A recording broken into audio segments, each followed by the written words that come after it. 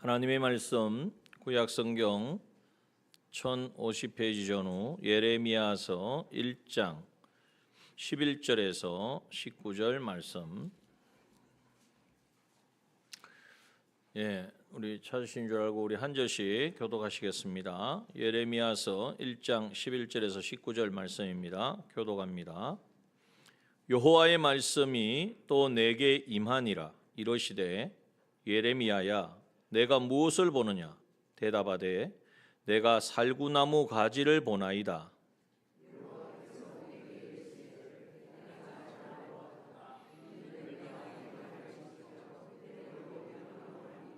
여호와의 말씀이 다시 내게 임하니라. 이러시되 내가 무엇을 보느냐? 대답하되 끓는 가마를 보나이다. 그 면이 북에서부터 기울어졌나이다.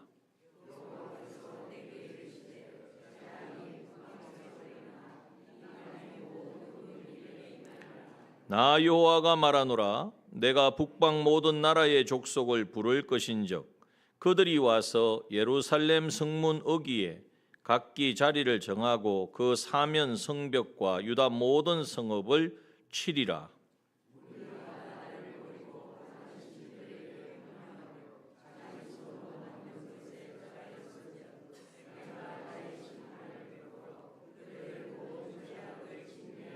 그러므로 너는 내 허리를 동이고 일어나 내가 내게 명한 바를 다 그들에게 고하라.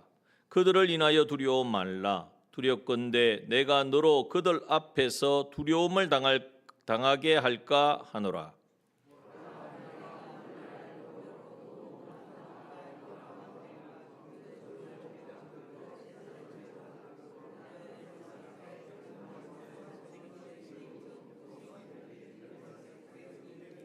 다 함께 그들이 너를 치나 이기지 못하리니 이는 내가 너와 함께하여 너를 구원할 것임이니라. 여호와의 말이니라. 아멘. 식사 맛있게 하셨습니까? 오후 시간에는 집중하지 않으면 또 졸음이 많이 옵니다. 그래서 우리 예배를 참여하고 예배 시간에 말씀 들으러 왔는데 말씀을 못 듣고 깊은 묵상을 하다 가시면 안 되겠죠? 묵상은 집에서 하시고 지금 이 시간에는 말씀을 듣고 오늘 이 말씀 통해 하나님 나에게 뭘 원하신다, 뭘 말씀하신다, 뭘 명령하신다라는 것을 깨닫는 시간 되기를 소원합니다. 이제 예레미야 오전의 말씀에 이어서 주시는 말씀입니다. 그래서 하나님께서 하나님의 일을 하실 때 누구를 통해서 하신다고요? 하나님은 천사를 통해서 하시죠. 그럼 뭘 통해서 하십니까? 하나님 능력이 많으시니까 그냥 이렇게 말씀으로 하시는데 누구를 통해서 하십니까?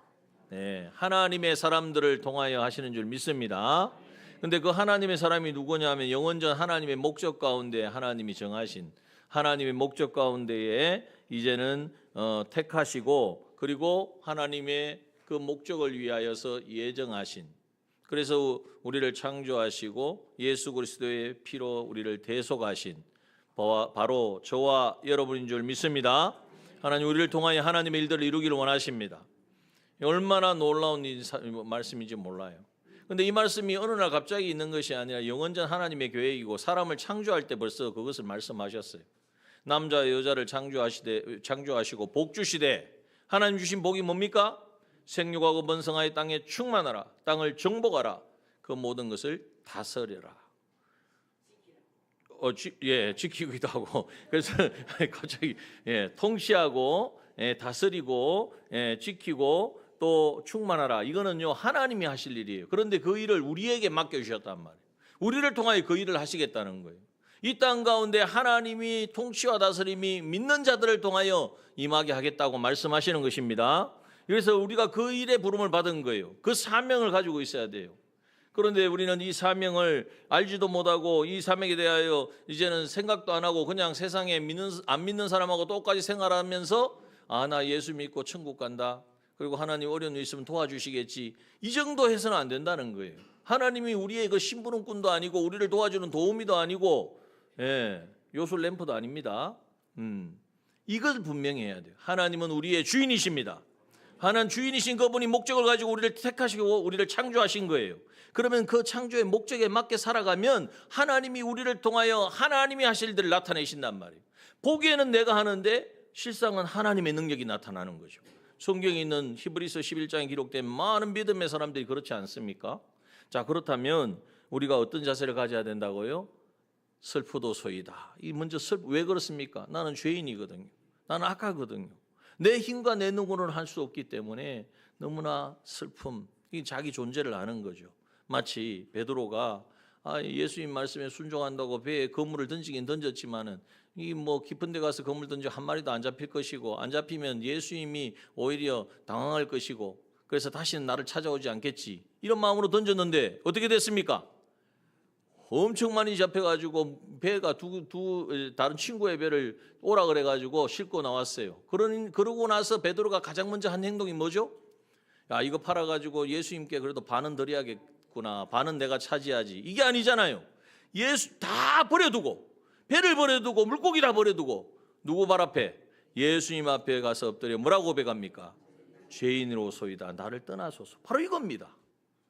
이 불쌍히 여기에 나오는 슬퍼도소이다. 이 말은 내가 죄인인 것을 인식하고 나의 힘으로 내 의지와 내 능력으로는 아무것도 할 수 없습니다. 그래서 이어서 뭐라고 고백합니까? 여호와여 보소서 나는 누구라? 아이라. 여러분 아이와 같은 심령을 가집시다. 정말 아이가요 부모님 없으면 엄마 없으면 살겠습니까? 뭐 억만금을 준다고 해서 애가 막 웃어요? 아니죠. 엄마가 있어야 된단 말이에요. 하나님 없이는 살 수 없는 존재. 하나님의 임재와 하나님의 인도하심이 조금이라도 나하고 멀어졌다. 하나님 앞에 내가 가난해졌다. 그래서 마음이 가난한 자를 하나님 권고하신다 그러잖아요. 자기의 가난함을 알고 그것에 대한 애통함을 가질 때에 하나님께서는 긍휼히 여겨주시고 찾아오시고 다시 회복시켜 주시는 줄 믿습니다. 네, 아이와 같은 심령을 가져야 돼요. 아이와 같은 심령을 가진 사람은 뭐 할까요? 기도할 겁니다. 하나님의 도우심이 없이는 한 발자국도 살 수 없으니까 기도 아니고는 안 되는 거예요. 그래서 늘 기도하되 무슨 기도를 드려야 될까요? 눈물의 기도를 드립니다. 하나님이 긍휼을 여겨달라고, 하나님 붙잡아달라고. 우리 여기 청년들 있는데 청년들 이러한 기도가 여러분들 있어야 돼요. 여러분 청년의 때에 그 기도로 이제는 다지고 기도의 눈물로 하나님과의 관계를 회복이 끊어지지 않아야 이 험한 세대를 이길 수가 있어요. 그리고 여러분들의 삶을 하나님이 책임지시고 그 능력의 손으로 붙잡아 주시는 거예요.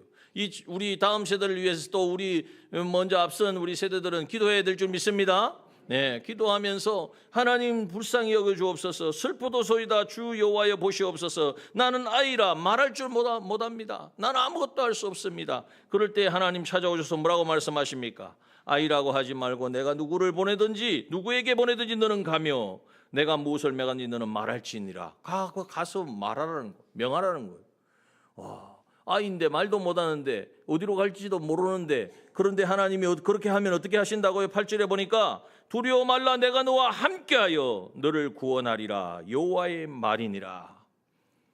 하나님이 주신 사명을 붙들고 이제는 열방을 향한 하나님의 이 사명을 붙들고 나아가서 복음을 전하는 자 하나님께서 함께 하신다는 것입니다.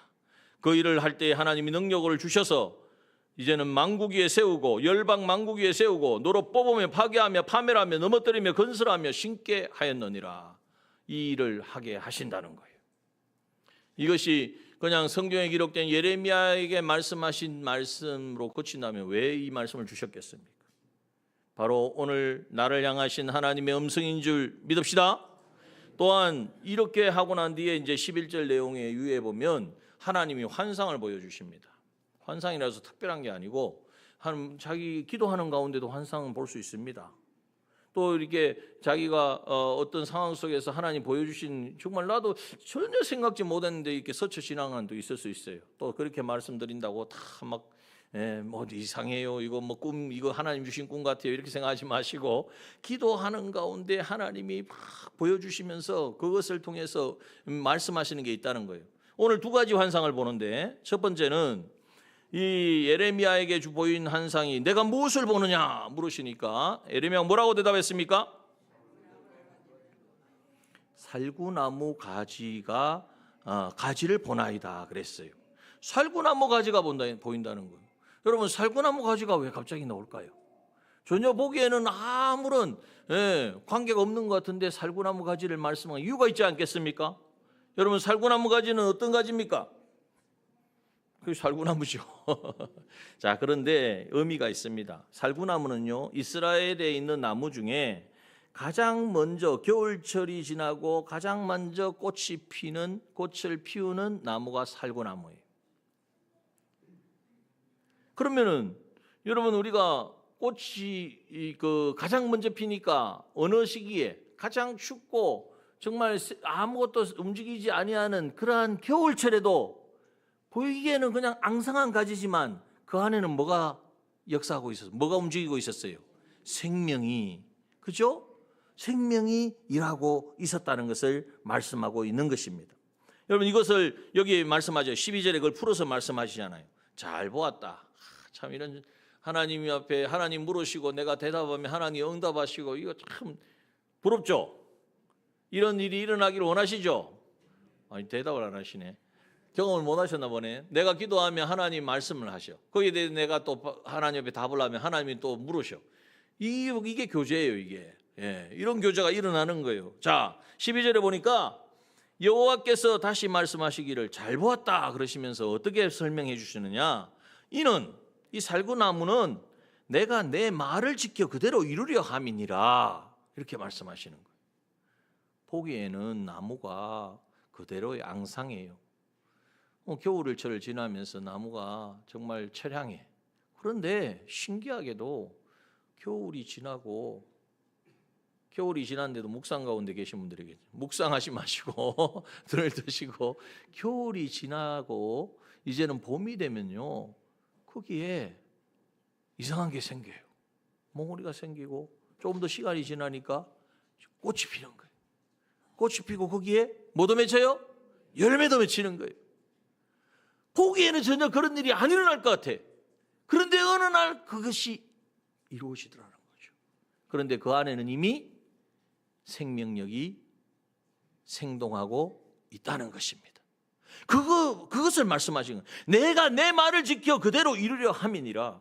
우리가 보기에는 하나님의 말씀이 드디어 이루어지는 것 같고 말씀을 하셔서 그 말씀대로 순종했는데 내 하나님의 약속의 말씀을 지켜 순종했는데 아무런 나에게 변화가 없고 하시는 일들이 안 나타나고 그렇게 생각할 수 있잖아요. 그렇게 해서 초조하고 염려하고 근심하지 말라는 거예요. 하나님은 살구나무가 꽃이 피는 것처럼 살구나무가 열매를 맺는 것처럼 하나님은 은밀한 종에 역사하시고 일하시는 하나님인 줄 믿습니다. 여러분 이것을 보라는 거예요. 이것을 말씀하고 있는 거예요. 여러분 오늘 하나님은 그냥 이렇게 한번 말씀하시고 안 되면 말고가 아닙니다. 하나님은 세밀하게 역사하고 계세요. 노아에게 하나님이 오셔가지고 홍수가 날 거니 배를 준비해라 그랬어요. 홍수가 언제 나는데요? 120년 후에 홍수가 나는데. 그런데 노아는 어떻게 했어요? 그러면은 119년까지는 쉬다가 배 만드는데 1년이면 되겠지. 1년만 열심히 배를 만들면 되겠다. 이렇게 생각했습니까? 아니란 말이에요. 매일매일.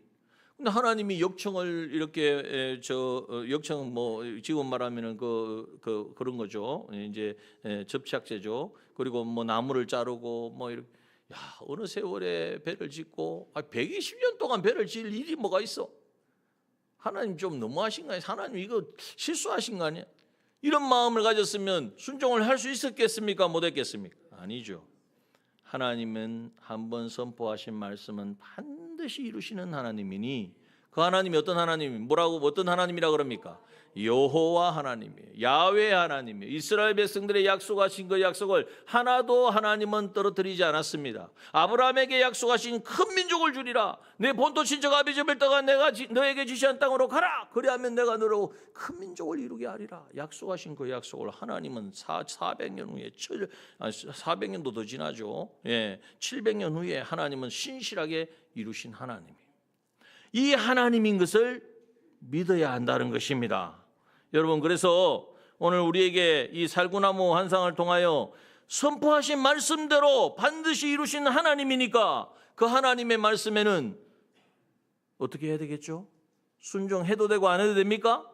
그 하나님의 말씀은 반드시 이루어지기 때문에 순종해야겠다.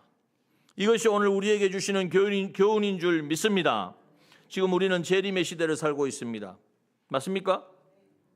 주님은 초림하셨고 성육신 하셨고 성천하셨으니까 뭐만 남았죠? 재림만 남았어요. 우리는 그 재림을 준비하고 기다리는 우리가 되어야 돼요. 주님이 이 땅에 오실 그때를 생각해 봅시다. 그날에 내가 어떤 모습으로 설 것인가.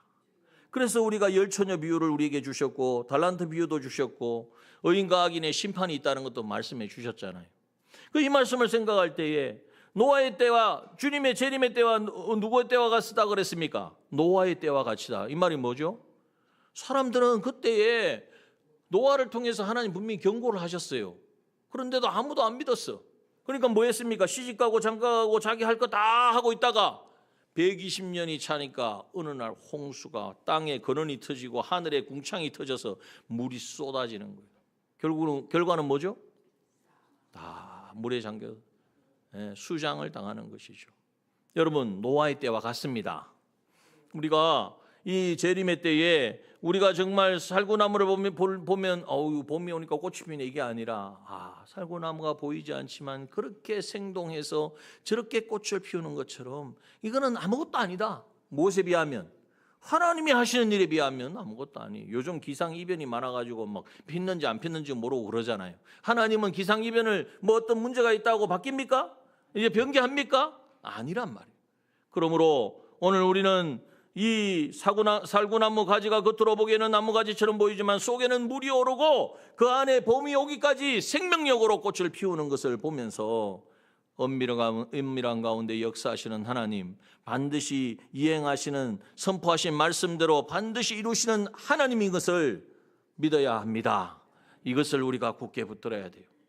두 번째, 무슨 또 환상이 보여주십니까? 13절에 보니까 여호와의 말씀이 내게 임하니라. 내가 무엇을 보느냐? 그랬더니 뭐라고 말하죠? 끓는 가마. 물이 막 끓어요. 끓는 가마 무섭죠. 그런데 그 가마가 어떻게 됐습니까? 기울어졌어요. 어디에서? 어디로부터? 북에서부터 기울어졌다는 거예요. 북쪽에서 가마가 기울어졌으니까 어디로 흐를까요? 남쪽으로 흐르겠죠. 그러면 그 끓는 물을 그 닿으면 어떻게 되겠습니까? 삼켜주는 거죠. 여러분, 이게 바로 비유입니다. 이게 바로 우리에게 주신 교훈이고 이 환상을 통해서 깨닫게 하시는 거예요. 여러분, 끓는 가마는 생명을 상하게 하고 죽이는 운동이에요. 그죠? 뭐 한번 데워 보십시오. 우리가 뭐 상상만 해도 막 떨리죠. 다 경험이 있으시니까. 예전에 뭐 물에 데워보고 불에 데워보고 가스레인지에 막 생각 없이 그냥 만졌다가 뭐 손도 데워보고 그러면 물집이 생기고 그 얼마나 불편합니까? 그런데 끓는 물에 한번 데워보십시오. 데우는 게 아니라 뭐 끓는 물에 한번 빠지든지 끓는 물이 와서 끼얹으면 어떻게 되겠습니까? 이건 바로 상하게 하고 죽게 하는 그러한 역사라는 거예요. 그런데 이게 어디에서 그렇게 되었죠? 어디에서 이게 쏟아졌어요? 북에서부터 쏟아졌다. 이 말씀은 북이스라엘과 남유다를 지형적으로 보면 북쪽에서 쳐들어오는 그러한 나라들이 있었어요. 그게 뭡니까? 북이스라엘은 아수르가 쳐들어와서 그게 바로 끓는 물이었단 말이에요. 남유다는요, 아수르의 공격도 받았고 또 바벨론도 아수르를 점령한 바벨론이 이제는 또 쳐들어왔거든요. 그게 다 북쪽에서 쏟아진 끓는 물이란 말이에요. 자, 중요한 것은 이 북이스라엘과 남유다를 삼킨 아수르와 이 바벨론, 이게 뭘로 의미하느냐? 여기 보십시오. 그 쏟아진 그 문이 북에서 기울어졌나이다. 여호와께서 14절 보니까 재앙이 북방에서 일어나 이 땅의 모든 거민에게 임하리라. 재앙이 임한다는 거예요.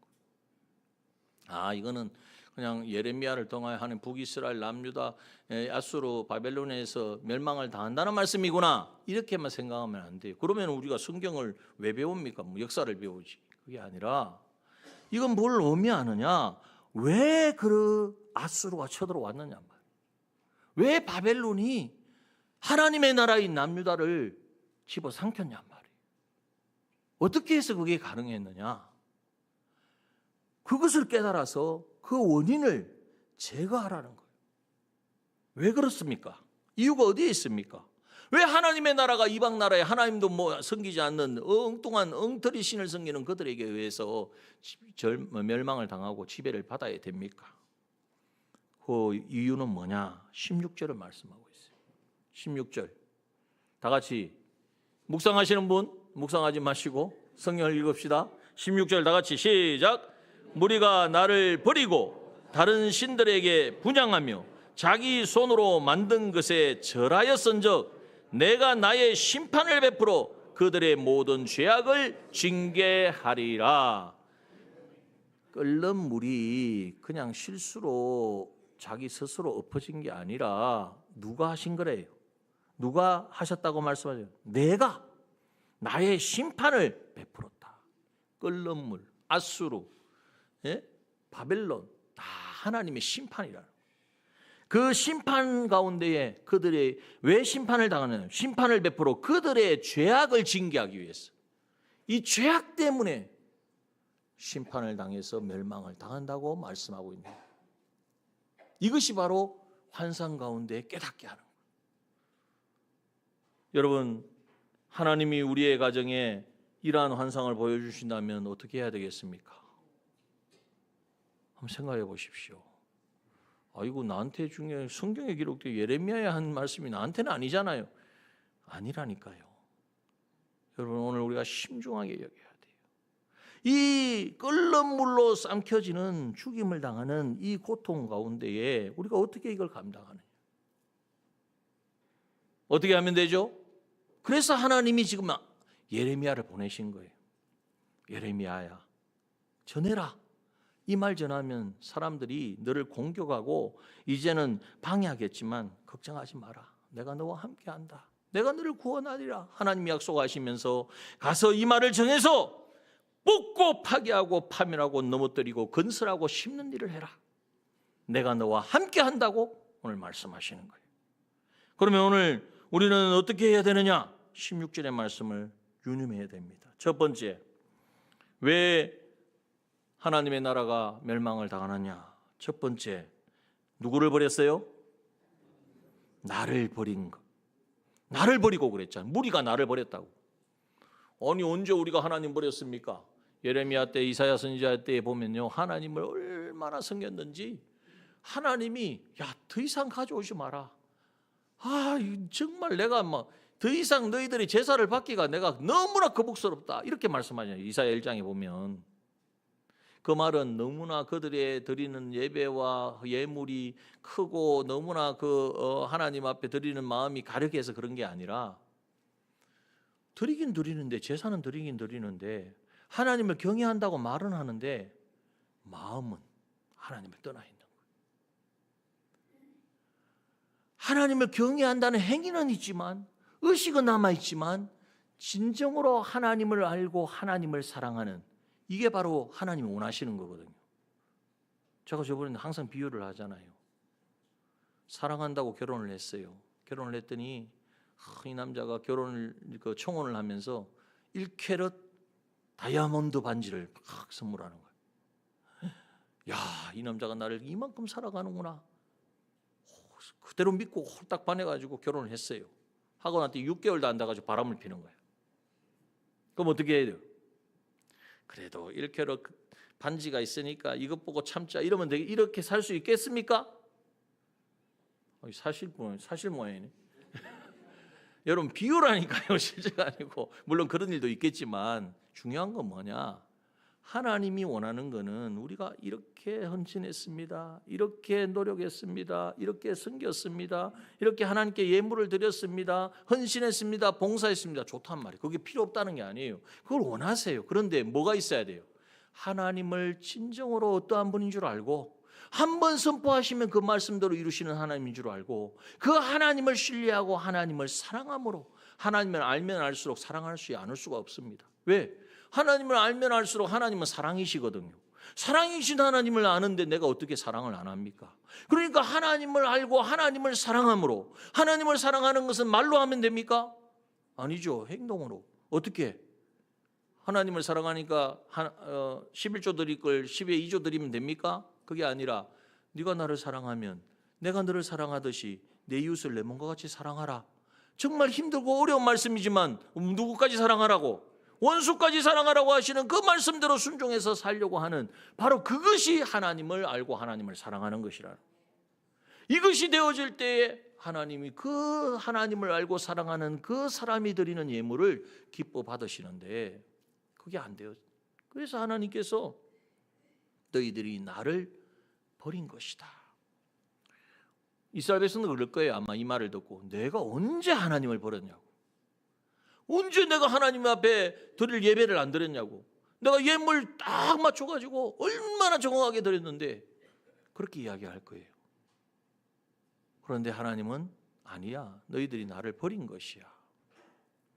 여러분, 오늘 나는 하나님을 버리지 않았습니까? 하나님을 버린 것을 다른 말로 하면 하나님이 하신 말씀을 버린 것이 하나님을 버린 것입니다. 하나님의 말씀을 버렸다는 것은 하나님이 우리에게 원하시는 것이 무엇인지를 나타내 있는데 그 말씀을 심중히 여기지 아니하고 아무렇지도 않게 생각하고 심상치 않게 그냥 여겼다는 거예요. 오늘 우리는 하나님을 버린 이 죄에서 돌이켜야 합니다. 회개해야 합니다. 뽑아야 합니다. 파괴하고 파멸하고 넘어뜨려야 됩니다. 더 이상 그것이 나를 주장하지 못하도록. 왜요? 왜 그렇게 해야 되죠? 왜 그렇게 해야 됩니까? 꼭 그렇게 해야만 신앙생활 합니까? 그렇게 하지 않아도 떵떵거리며 살아가는 많은 그리스도인도 많은데, 여러분, 끓는 물이 쏟아집니다. 끓는 물이 북에서부터 쏟아져서 죄악을 징계한다고 말씀하셨습니다. 이 징계가 두려워서일 뿐만 아니라 하나님은 알면 알수록 우리는 하나님을 버린 죄를, 하나님을 떠난 죄를 우리는 회개해야 합니다. 이사야 66장 2절에 말씀하시잖아요. 마음이 가난하고 심령에 통회하며 나의 말을 인하여 뜨는 자, 그 사람을 내가 권고하겠다고. 여러분, 하나님의 말씀을 겉핥기로 보이는 것으로만 섬겨서는 안 돼. 물론 그것이 필요치 않다는 게 아니에요. 그것도 있어야 돼. 그러나 그것과 함께 동일하게 뭐가 있어야 됩니까? 내면에 하나님과의 이 신앙의 본질에서 하나님을 알고 하나님을 사랑함으로 하나님의 말씀에 순종하는 그 사람은 하나님이 자기의 하나님이 되어지고 그 사람을 하나님은 책임지는 것입니다. 여러분, 오늘 우리의 삶에 있어서 하나님을 떠난 것이 있습니까? 하나님 말씀을 외면하고 버린 것이 있습니까? 행위로는 말로는 버리지 않았지만 마음은 전심으로 하나님을 사랑하지 못한 것이 있습니까? 뽑아냅시다. 이거 뽑아내야 돼요. 이걸 뽑아야, 이것이 제거되어야 하나님과의 관계가 다시 회복되어지는 거예요. 이것이 있는 한은 죄가 있는데 어떻게 하나님이 오시겠습니까? 죄 있는 가운데 하나님이 오시면 어떤 일이 일어날까요? 내가 소멸합니다.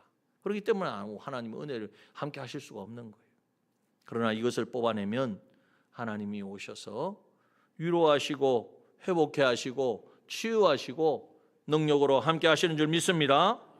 두 번째 보면은 나를 버리고 또요, 두 번째 뭐 했습니까? 다른 신에게 분향하며 그랬습니다. 다른 신이라는 것은 하나님이 아닌 다른 것을 섬겼다는 거죠. 분향을 했다는 건 섬겼다는, 절을 했다는 거예요. 여러분, 여기에 보면 뭐가 그렇습니까? 그 당시 아마 우상들이 있었을 거예요. 그 우상들에게도 절을 했겠다는 말이겠죠. 근데 오늘날 우리에게 있어서는 하나님이 아닌, 하나님이 우리에게 이용하라고 주신 이러한 문화와 과학과 또 우리의 모든 삶의 모든 것들이 있지 않습니까? 그것을 하나님보다도 이제는 더 크게 여겨서 그것을 분향하고 그것을 섬기는 일을 해서는 안 된다는 것을 말씀하고 있는 것입니다. 여러분, 오늘 이것이 오늘 한국교회를 많이 혼탁하게 만듭니다. 주를 위하여서 한다는 그 명목하에 우리가 세상의 어떤 방법을 동원하고 세상이 말하는 그러한 효과 좋은 어떤 일들을 우리가 찾을 때가 많습니다. 그런데 여기서 우리가 주의해야 될 것은 뭐냐 하면 세상에서 하는 건 다 필요가 없다라는 말을 하는 것이 아닙니다. 그것을 우리가 사용할 때에 정말 그것이 뭔가 유익을 주고 그 자체가 우리를 뭔가 새롭게 변화시키리라고 생각해서는 안 된다는 거예요. 하나님께서 그 모든 세상의 도구들을 사용하셔서 하나님께서 일하시고 역사하시는 거예요. 여러분, 시대는 계속해서 변하고 있어요. 그러다 보니까 사람의 생활도, 생활의 습관도, 행동도, 패턴도, 문화도 변하고 있어요.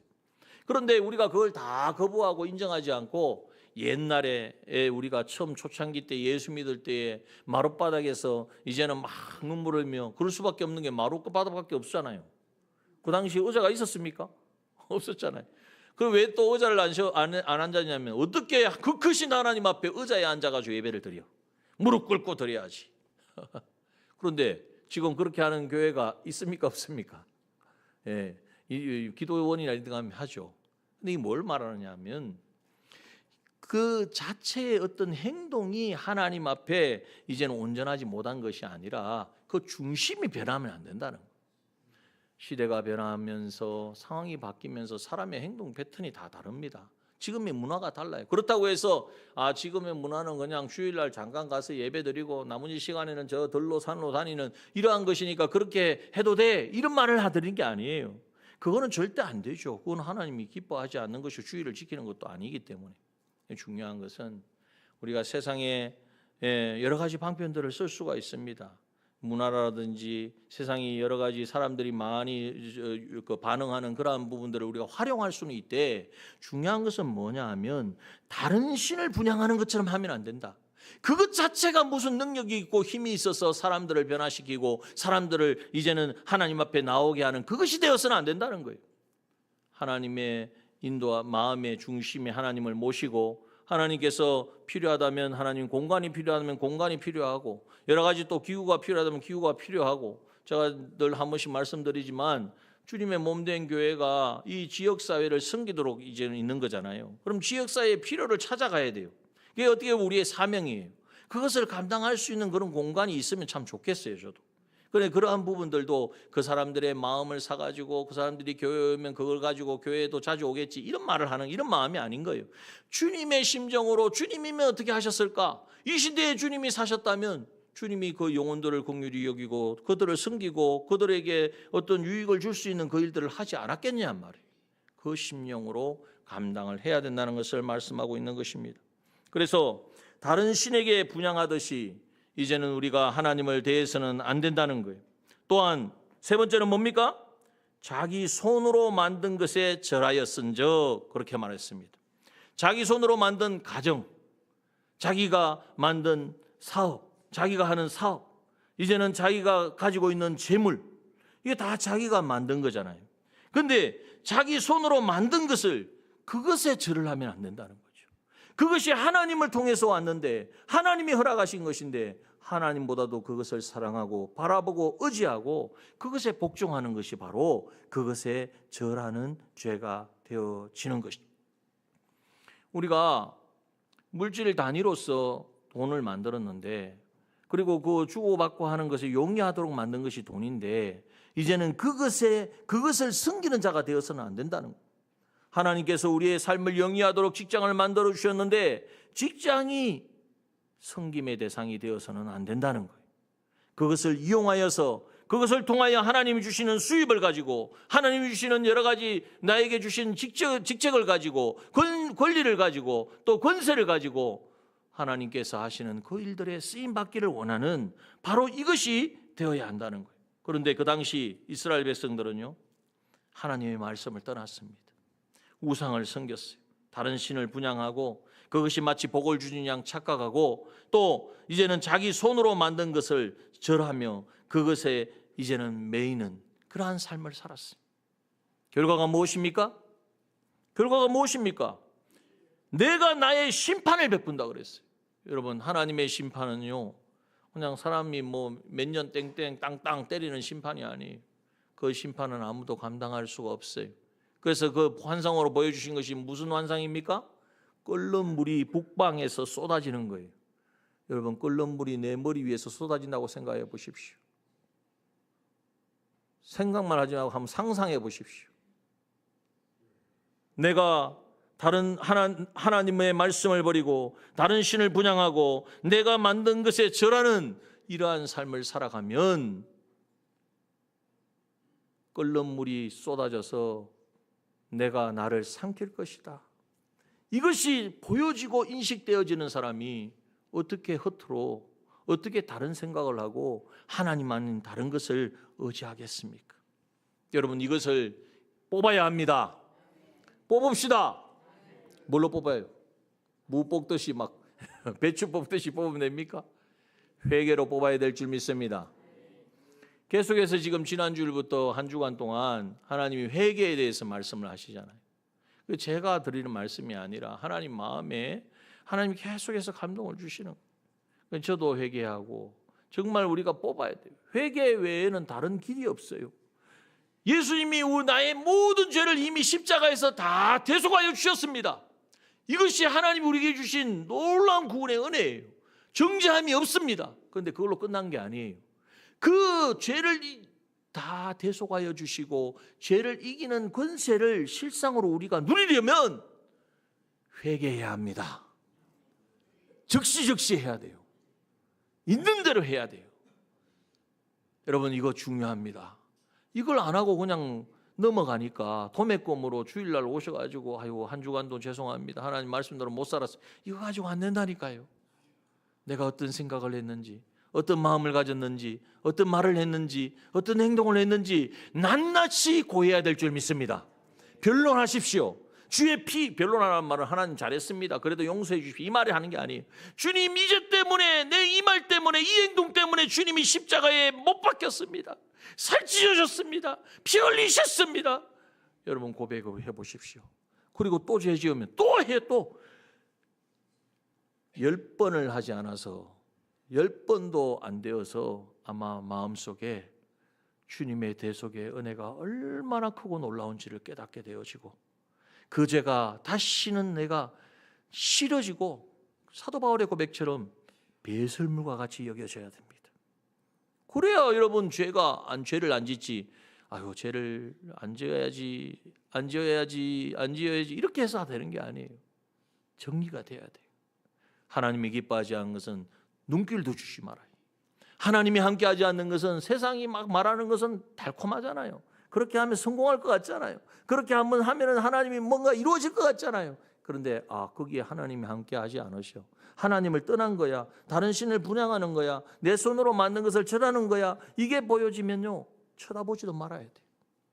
여러분, 하나님은 그 사람과 함께 하시는 줄 믿습니다.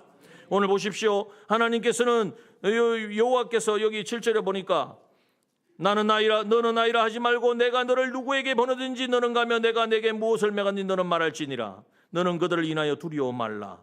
내가 너와 함께하여 너를 구원하리라. 외롭지 않습니다. 뭐 그렇게 신앙생활 하는데 까다롭게 하고 뭐 그렇게 구별을 하고 따지고 아니에요. 여러분, 이 걸음을 걸을 때에 회개의 삶을 살 때에 그 사람에게 하나님이 함께 하신다고 말씀하십니다. 우리를 구원하신다. 우리를 온전케 하신다. 그러면서 나 여호와의 말이니라. 하나님의 말씀이니까 이거는 누가 와도 변개하지 못하는, 누가 와도 바꾸지 못하는 거예요. 여러분, 이 삶을 살아갈 때에 여러분 우리는 어떻게 되느냐? 18절을 보십시오. 내가 먼저 이 삶을 살아갈 때에 나를 통해서 가정이 살고 나라가 삽니다. 자, 18절 한번 읽어봅시다. 시작. 보라, 내가 오늘날 너로 그 온 땅과 유다의 왕들과 그 족장들과 그 제사장들과 그 땅 백성 앞에 견고한 성읍 쇠기둥 놋성벽이 되게 하였은즉. 보십시오. 견고한 성읍이 되게 하신다. 누구? 어떤 사람이? 하나님을 버리고 다른 신들을 분향하고 자기 손으로 만든 것을 회개하고 뽑고 파멸시키고 이제는 믿음으로 건설하고 심는 그 사람이 되어지면요, 하나님이 나를 견고한 성읍으로 세우시겠다. 내가 견고한 성읍이 되니까 우리의 가정을 누가 해야겠습니까? 여러분, 놀라운 말씀인 거예요. 또 새 기둥이 되게 하겠다. 녹성벽이 되게 하겠다. 누가 그렇습니까? 우리를 그렇게 삼으시겠다. 나를 통하여 우리의 가정이 살 줄 믿습니다. 우리의 교회가 하나님께서 어떤 유혹과 어떤 공격에서도 지켜 보호하실 줄 믿습니다. 19절 한번 읽어봅시다. 시작. 그들이 너를 치나 이기지 못하리니 이는 내가 너와 함께하여 너를 구원할 것임이라. 믿으십니까? 이 말씀을 꼭 믿으십시다. 붙드십시다. 이제는 이 말씀으로 살아갑시다.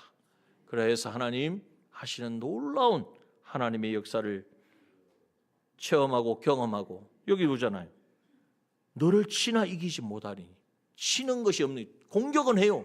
그런데 우리를 이기지 못해요.